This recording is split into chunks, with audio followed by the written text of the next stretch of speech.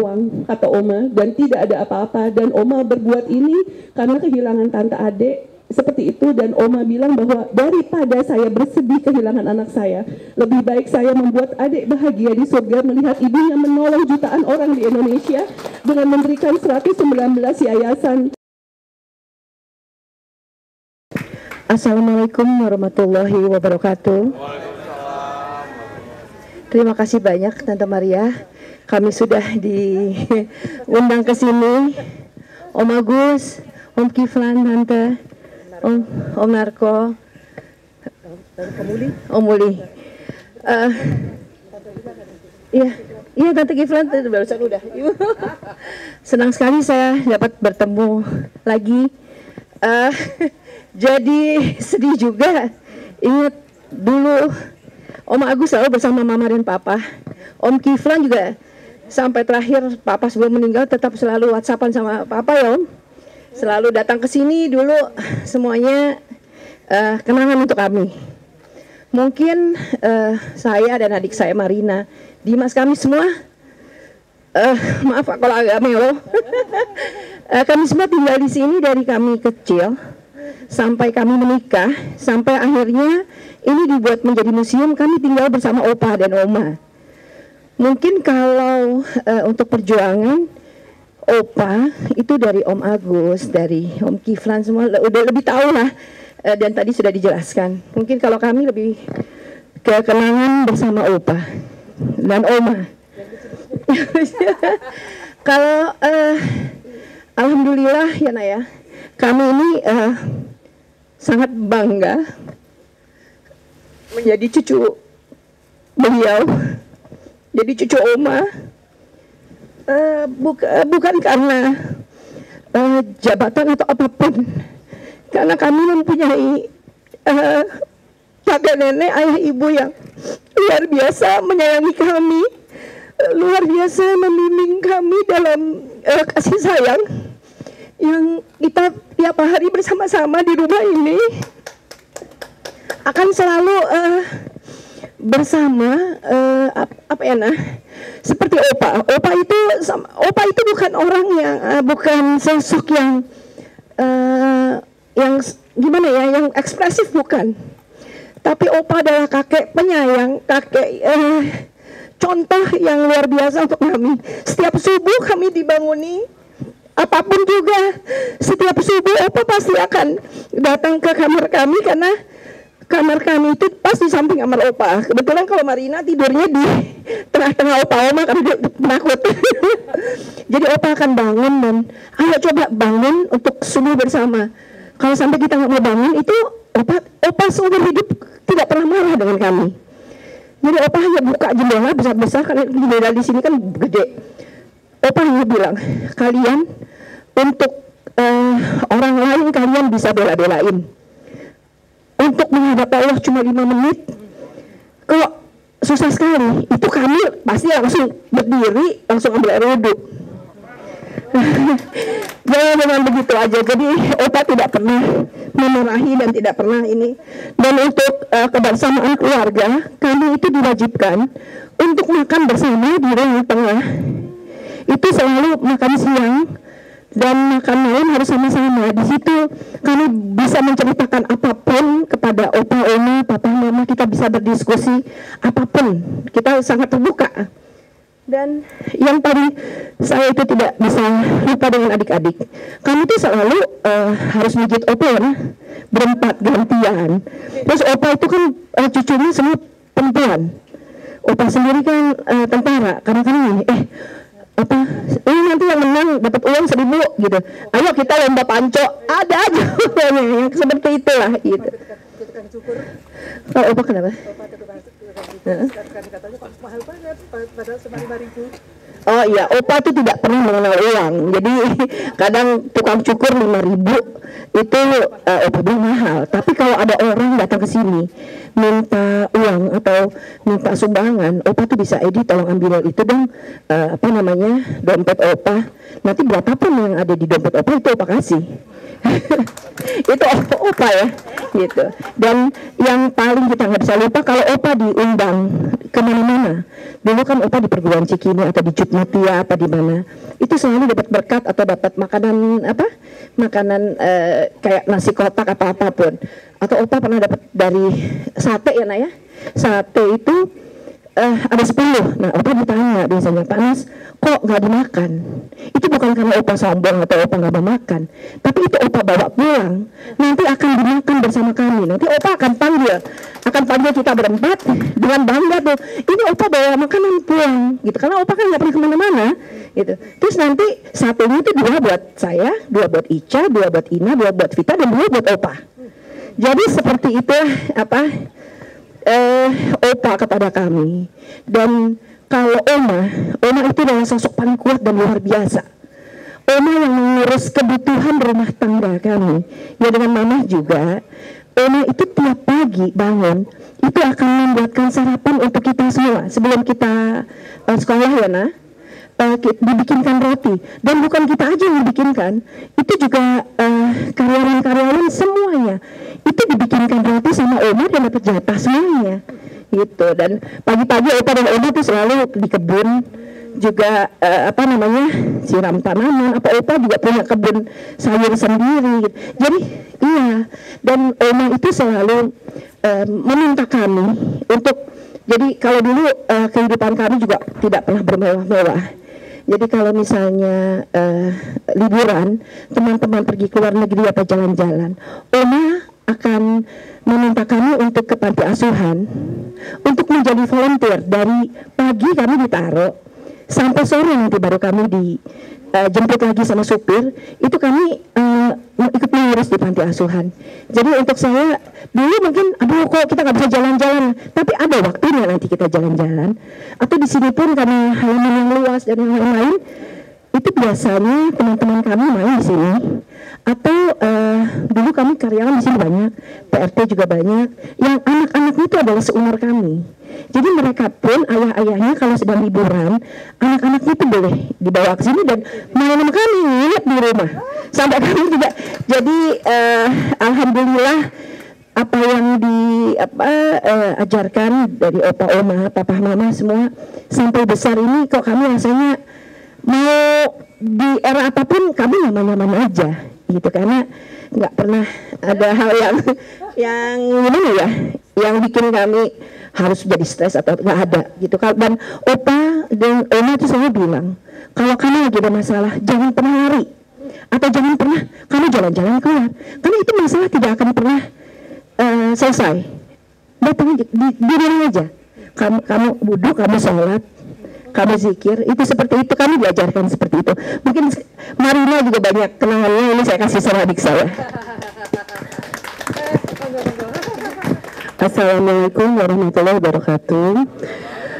Yang kami hormati dan kami muliakan bapak-bapak, ibu-ibu, juga kepada Om Agus tadi, Om Kiflan beserta ibu, dan om-om yang lain yang saya tidak sebutkan namanya. Terima kasih. Memang kalau mengenal Opa dan Oma pasti mengeluarkan air mata. Maaf. Saya bersyukur kepada Allah Subhanahu wa Ta'ala bahwa saya dilahirkan di keluarga ini mempunyai 4 orang tua yang luar biasa. Ya, kami tidak dimenjakan oleh materi, tapi kami lebih diajarkan kepada akhlak. Itu yang saya bersyukur sama Allah sampai sekarang. Jadi insya Allah. Dan saya ingin sampaikan kepada Bapak Ibu di sini, mungkin belum tahu bahwa opa saya itu yang saya nggak bisa lupa sampai sekarang. Pada saat itu Lebaran, terus ini terpatri banget dalam ingatan saya sampai detik ini, bahwa jam 4 pagi opa udah siap untuk sholat Idul Fitri. Terus saya bangun membangunkan cucu-cucunya, terus itu nggak bisa lupa dari diri saya, suatu laki-laki paket komplit yang luar biasa sampai hari ini untuk saya. Terus opa bangun dulu kami, tapi yang bangun kebetulan saya pada saat itu. ayo bangun sholat, kita sholat Idul Fitri. Opa ini masih jam 4, subuh juga belum gitu kan. Tapi opa tuh sudah ganteng banget, udah pakai baju koko, pakai sarung, pakai peci. Ayo katanya gitu, harus kalian cepet-cepet lah katanya bangunin mama papa, terus kita pergi ke sholat Idul Fitri gitu. Nanti aja lah Marina bangun 5:30 opa gitu. Terus kata opa seperti ini, bapak ibu, saya itu kepala keluarga di sini. Saya mempunyai tanggung jawab yang besar terhadap Allah Subhanahu wa Ta'ala. Kalau kalian nggak bangun, papa mama nggak bangun, saya akan ditanya di surga oleh Allah. Ini tanggung jawab saya sebagai kepala keluarga. Nantinya saya akan ditanyakan tentang istri saya, anak saya, maupun cucu saya dan keturunan saya. Ini adalah tanggung jawab saya. Saya langsung bergegas mandi. Ada rasa yang luar biasa gak enak sama opa.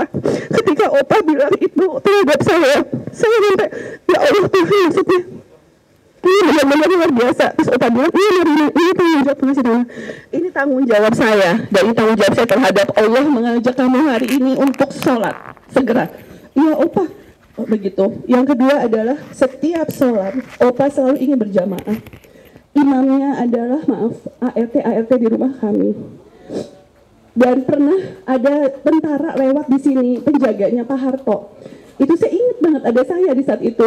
Ayo itu diajak tentaranya berjamaah sama saya. Walaupun dia tentaranya Pak Harto, mari bersama saya. Dua tentara itu ikut, saya ingat banget.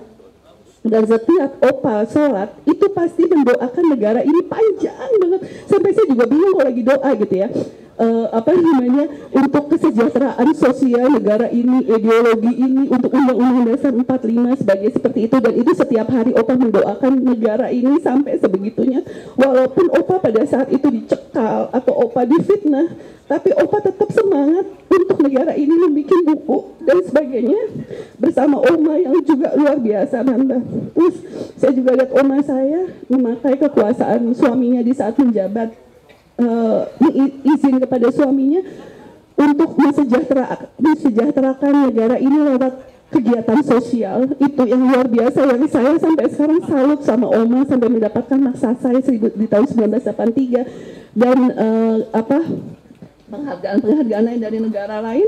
Dan oma selalu bilang kepada orang-orang bahwa pahalanya beliau tidak ada apa-apa, masih seperti kulit bawang, kata oma, dan tidak ada apa-apa. Dan oma berbuat ini karena kehilangan tante adik seperti itu. Dan oma bilang bahwa daripada saya bersedih kehilangan anak saya, lebih baik saya membuat adik bahagia di surga melihat ibunya menolong jutaan orang di Indonesia dengan memberikan 119 yayasan dari berbagai kegiatan seperti cacat, tunanetra, beasiswa, yatim piatu, jompo dan sebagainya. Kata oma, saya ingin melihat adik tersenyum di sana. Kata oma, daripada saya menangis dan saya tidak berbuat sesuatu untuk orang banyak, lebih baik saya membantu suami saya mensejahterakan sosial negara ini dan negara ini bisa maju. Dan terakhir adalah opa pernah saya tanya gini, opa kan banyak kan tentara nanti juga ikut bisnis atau apa. Kata opa pernah bilang masih gini, Marina katanya gitu,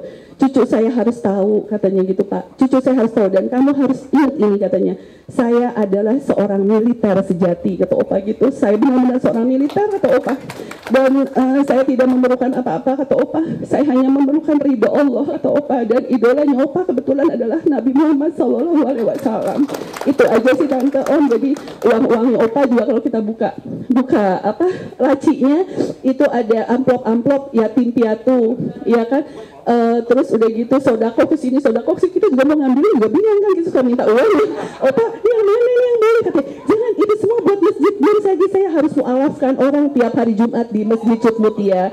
Dan opa juga selalu bilang siapapun yang ingin bersalaman dengan beliau di saat sholat Jumat, pada saat itu pernah Idul Fitri, kurang lebih berapa ratus orang ingin bersalaman sama opa. Kata opa, walaupun saya sakit, walaupun saya di atas kursi roda, saya ingin bersalaman. Dan menghormati orang-orang yang sudah menghormati saya. Jadi pada saat itu Opa bersalaman dengan siapa aja, dan Opa Oma selalu membuka pintu ini buat siapapun yang ingin bersilaturahmi dengan Opa dan Oma. Ya, Opa itulah seorang yang sederhana dan bertawakal, dan benar-benar seorang militer sejati, benar-benar jenderal yang ingin memajukan negara ini tanpa ada sesuatu kepentingan apapun. Seperti itu, dan kami sekarang cucu-cucunya ingin meneruskan, insya Allah, karena Opa dan Oma selalu bilang kalau teman-teman kami ke sini, kasih lihat itu kejadian G30S, kejadian G30S. Ternyata setelah saya sadari tidak adanya Opa, Oma, Mama, dan Papa sekarang ini, Opa dan Oma adalah seorang visioner, melihat ke depan gitu. Seperti itu mereka sudah tahu bahwa bahaya-bahaya laten. Begitupun Mama juga, Papa sering ngobrol kepada kami. Jadi ternyata mereka itu kadang-kadang kalau teman kita ke sini terus mereka kasih tahu tentang G30S, tentang buku-buku Opa dan Oma, ingin menyampaikan lewat buku-buku Opa Oma bahwa ayo generasi muda baca buku saya, seperti itu. Jadi ini Opa itu mempunyai buku yang tidak lekang oleh waktu, yang akan dipakai seumur oleh generasi penerus ini untuk mempertahankan negara kita menjadi negara yang tetap bersatu dan kuat bersama-sama untuk ke depannya, seperti itu. Itu alhamdulillah, insya Allah Pak Om Agus tadi, Om Kiflan, saya terima kasih banyak bahwa museum ini bisa berdiri, dan ini adalah salah satu dari cita-cita Opa, mimpi Opa yang diijabah oleh Allah dan dikabulkan ya Allah. Karena Opa pernah bilang suatu hari saya meninggal nanti saya kepingin sekali rumah ini menjadi museum, dan Allah mengabulkan doa orang baik Om. Alhamdulillahirobbilalamin. Terima kasih, itu aja sih yang mau saya sampaikan. Semoga museum ini bisa menjadi suatu kenangan dan sejarah yang bisa membawa generasi kita ke depan lebih baik. Baik, ini juga ada sedikit dari suami saya, ada sepatah dua patah kata. Terima kasih. Wassalamualaikum warahmatullahi wabarakatuh. Assalamualaikum warahmatullahi wabarakatuh. Yang saya hormati Pak Agus tadi, Pak Slamet Subianto, Pak Sunarto, Pak Kiflan Zain, dan Ibu Kiflan Zain, dan Bapak Lukman Hakim, dan Bapak Ibu yang mohon maaf kami tidak bisa sebutkan satu persatu. Kami tidak panjang lebar di sini karena sudah tadi Kak Edi, Ina, istri saya sudah menyampaikan mengenai Opa dan Oma. Tentunya kalau di sini saya tentu merasa bangga juga. Saya merasa bangga juga sebagai cucu mantu dari Jenderal Besar Abdul Haris Nasution. Dan jujur sebenarnya saya dengan Ina tidak dijodohkan. Mungkin kalau Bapak Ibu sudah pernah tahu sejarah kami tidak ada dijodohkan. Dan kebetulan kalau orang bertanya-tanya kenapa Pak Dirman kok bisa cucu Jenderal Sudirman dengan cucu Jenderal Nasution bisa nikah. Kemudian kalau dikait-kaitkan waktu saat perjuangan Panglima Besar Sudirman dan Bapak Ibu ketahui, mungkin Pak Agus tadi, Pak Kiflan dan Pak Slamet Subianto, Pak Sunarto yang dari militer sudah mengetahui bahwa wakilnya Pak Dirman adalah Pak Nasution merangkap sebagai kepala divisi Panglima Divisi Siliwangi. Dan kebetulan beliau juga sama-sama Jenderal Bintang 5 saat ini. Jadi ya sebenarnya kalau dilihat paket komplit. Ya, kalau Pak Dirman saya sebutnya Panglima Besar karena yang kami tahu kalau Eyang Putri itu cerita Pak Eyang lebih senang disebut sebagai Panglima Besar karena kalau Panglima Besar di Indonesia ini mungkin nantinya hanya cukup satu. Kalau Panglima tertinggi akan bergantinya Presiden pasti sebagai Panglima tertinggi. Tapi kalau Panglima TNI juga selalu bergantian. Tapi kalau Panglima Besar menurut sejarah cuma satu yang kami dapatkan dari Eyang Putri. Jadi sekali lagi kami cukup bangga atas perjuangan dari Pak Nasution dalam membela dan membangun negara ini, dan tentunya ini harapan kami secara pribadi maupun keluarga, tentunya ke depan itu ideologi yang kurang tepat ya misalnya kurang tepat di Indonesia ini ya tentunya kita coba upayakan supaya dihindari ya. Kita utamanya juga sebenarnya kita ingin persatuan dan kesatuan supaya NKRI ini tetap maju dan tetap jaya, supaya Indonesia semuanya akan jaya selalu. Terima kasih. Sementara demikian, wassalamualaikum warahmatullahi wabarakatuh. Tepuk tangan untuk bertiga ini. Saya juga senang, saya juga terima kasih Dimas, Marina, waktu menikah tanggal 31 Mei tahun 2000 31 Maret saya menjadi pembawa acara dari mereka. Cucu Sudirman mendapatkan cucu Nasution. Wah, luar biasa, saya juga senang banget gitu loh. Terima kasih Ananda Rianti, Ananda Marina, Ananda Dimas. Nah, nanti masih ada lagi. Nanti jangan lupa loh, kita itu sebenarnya mengundang 75 tapi yang hadir 100 lebih. Tapi jangan lupa makanan kita ada semuanya enak, jangan khawatir, dan buah-buah juga banyak. Nanti masih ada 1, 2, 3. Ayo, Mas Lukman Hakim, monggo sebagai penangkap. Kalau tadi Mas Dipo Alam sudah duluan. Nah, setelah beliau nanti ada Mas Narko, ada Mas Junino. Waduh, monggo silahkan.